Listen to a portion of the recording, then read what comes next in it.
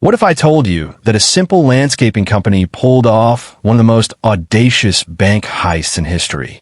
No guns, no violence, just dirt, shovels, and 3 months of digging straight into the vault of the central bank. Part 1. The setup, August 2005. Fortaleza, Brazil.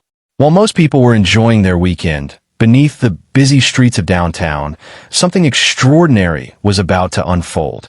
The Banco Central branch in Fortaleza wasn't just any bank.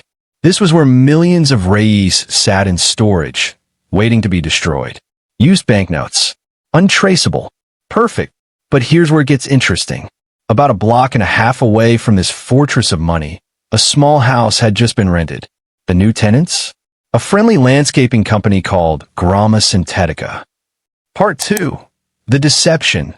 The neighbors noticed the new business. Flyers appeared in mailboxes offering lawn services. A white van with the company logo parked out front every day. Workers came and went. Everything seemed normal.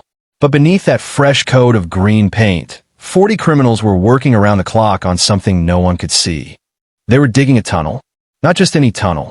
A masterpiece of criminal engineering. 256 feet long. 13 feet underground. Reinforced with wooden panels and plastic sheeting, complete with electric lighting and even an air conditioning system, because criminals apparently don't like to sweat while committing the crime of the century. Part 3. The execution. For 3 months they dug. 30 tons of soil removed, bag by bag, disguised as landscaping waste. No one suspected a thing. The tunnel stretched beneath Dom Manuel Avenue, past the regional stock exchange, and stopped directly under the vault floor of Banco Central. Friday night, August 5th, 2005. The bank closes. The city sleeps. The crew makes their move.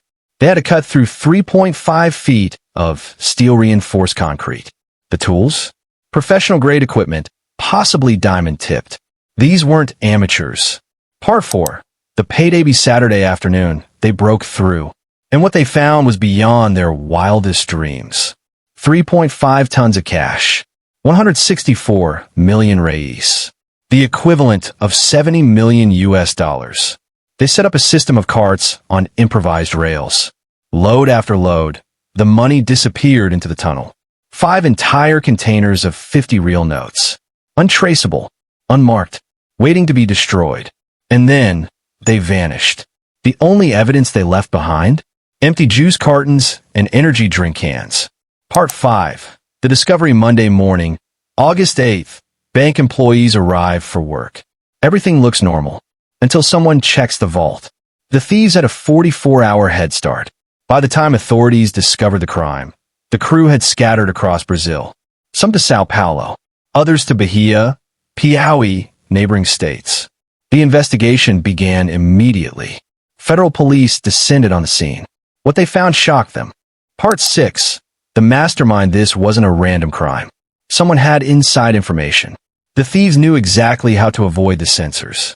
They knew the security cameras only filmed, but didn't record. They even knew which bills to target. Police believe the mastermind was Moises Teixeira da Silva, known as Tutuzo, the same man who had escaped from prison in 2001 by digging a tunnel.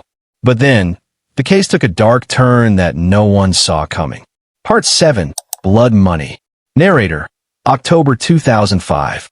Just 2 months after the heist. The body of Luis Fernando Ribeiro, one of the alleged financiers, was found on a quiet road outside Rio de Janeiro. He'd been kidnapped. His family paid the ransom. But he was killed anyway. And he wasn't the only one. 6 more kidnappings followed, all connected to the heist.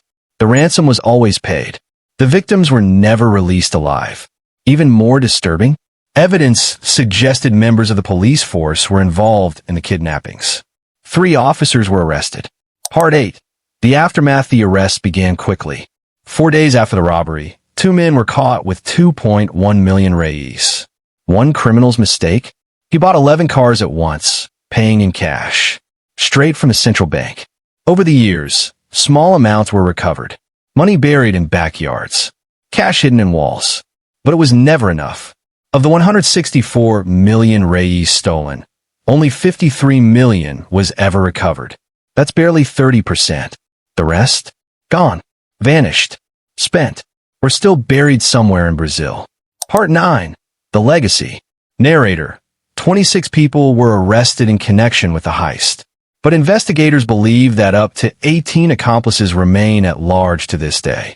The tunnel was eventually filled in. The house demolished. But the legend lives on. The Banco Central burglary at Fortaleza remains one of the largest bank heists in history. A testament to patience, planning, and the audacity of criminals who disguise themselves as simple gardeners. No guns. No explosions. No high-speed chases. Just 40 people, 3 months of digging, and the crime of the century. The gardeners who became millionaires. The heist that shocked Brazil. And the millions that are still out there, somewhere,